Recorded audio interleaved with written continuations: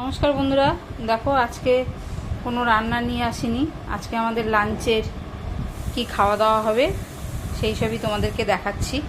আজকে দেখো স্যালাড আছে, লেবু, টমেটো, শসা, লঙ্কা, পেঁয়াজ এই আছে, আর এই ভাত, বাঁধাকপির বড়া, চাটনি, এটা আমের চাটনি, আর এটা হচ্ছে একটা চচ্চড়ি।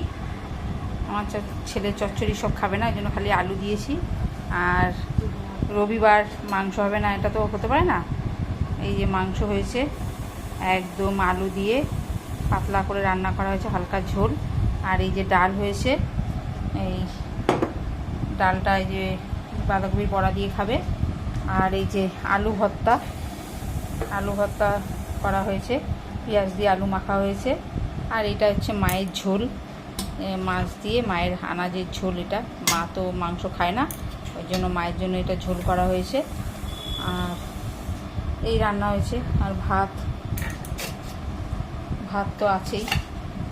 আর এই দেখো পনির ভর্তা,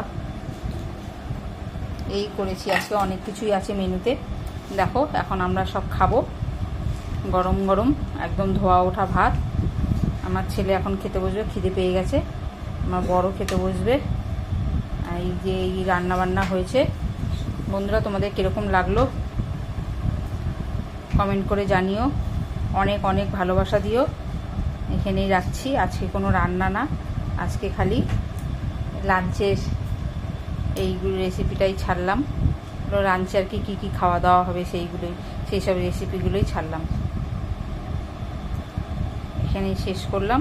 তোমরা অনেক অনেক ভালোবাসা দিও আমাদেরকে, ভালোবাসা দিয়ে তোমাদের সঙ্গে এখানেই শেষ করছি।